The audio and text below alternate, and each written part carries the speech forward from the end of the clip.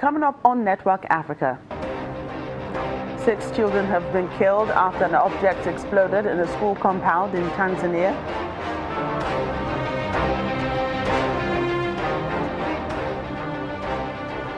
Somalia military declares victory over Al-Shabab militants. And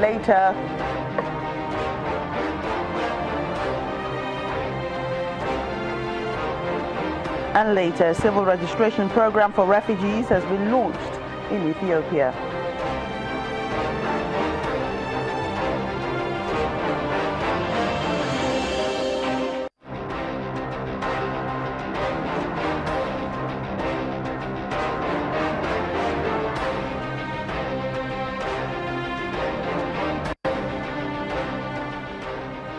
Hello and welcome to the program. I'm Joke Rogers. An explosion at a primary school near Tanzania's border with Burundi has killed at least 6 children and injured 20 others.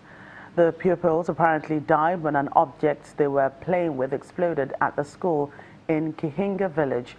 A medical doctor, Maria Goreth Frederick, says 25 people had been admitted to hospital for treatment, and the medical staff are battling to save their lives. 3 other children are reported to have died on the spot. Kagera Regional Police Commander Augustin Orome says detectives have been dispatched to the school to investigate the incident. Somalia says it has won the military war against the militant Islamists Al-Shabab, leading the group to switch to terror tactics. Somalia's information minister promised that the extremists would soon be totally defeated.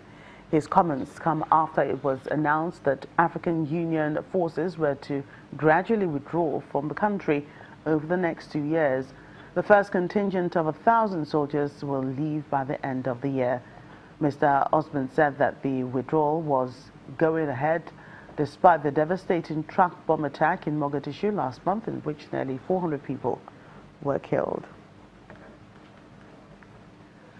Well, let's get more on this. A journalist from Somalia, Mohammed Mwalimu, talks more on this with us. Thank you for joining us on the program. Somalia says that they have won the military war against Al-Shabab. How true is this? When the government says that Al-Shabab was defeated or the military, Somali military won from Al-Shabab, I think they don't want to demoralize the people, but actually that is different than the reality on the ground. We know that Al-Shabaab are still active in most parts of Somalia. They carry out attacks against the government forces and AMISOM in different parts of Somalia, including the capital. And you know what happened on October 14, a big truck bombing happened in Mogadishu, and almost 400 people only in that attack. So you can see how Al-Shabaab still are active on the ground, and they have a capability that they can carry out attacks anytime, anywhere in Somalia. So I think this, is something that we cannot understand here. Somalia's Information Minister Abdi Rahman Osman says the group will resort to terror tactics. How sad can they get? Or how bad can the situation be? I think that is, the government is always trying to defend its position because they are fighting against Al-Shabaab, and that's what they do. But I think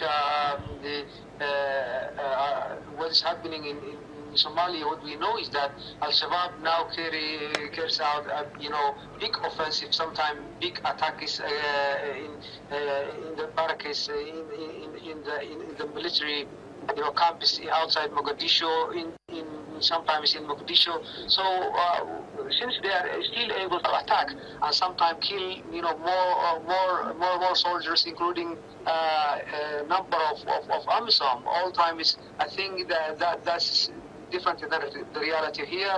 And I think that we can say, and all Somali people believe that Al-Shabab are still strong in some parties, and they need actually to the government to do another strategy to fight against them, because they are using an ideology.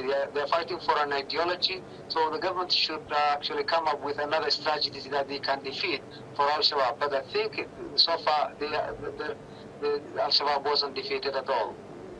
Well, how are Somalians, regular Somalians, taking this military war against Al-Shabaab?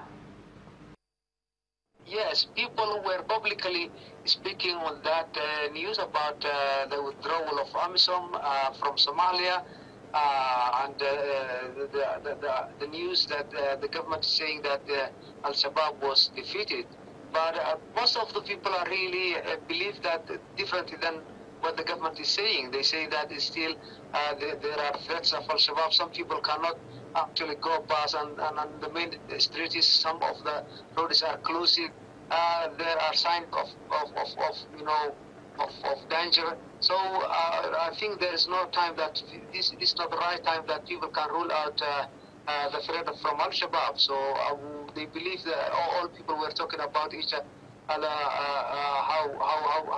how that is deceitful, because they say that Al-Shabaab is still strong, and why the government is staying there. So why the government is not doing enough to cope with the problems that Al-Shabaab are causing to the Somali people, because now people, even civilians, are dying.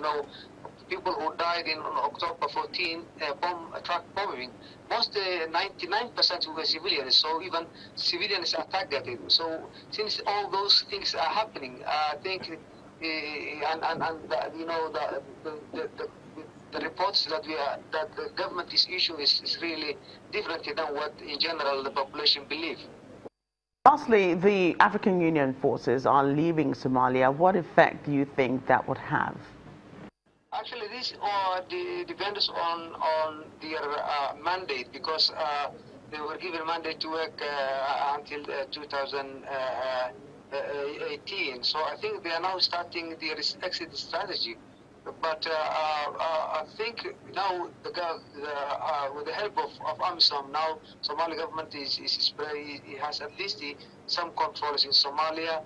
But I think all Somali people believe that if AU peacekeepers in Somalia withdraw, that the government even cannot defend from Al-Shabaab in 24 hours.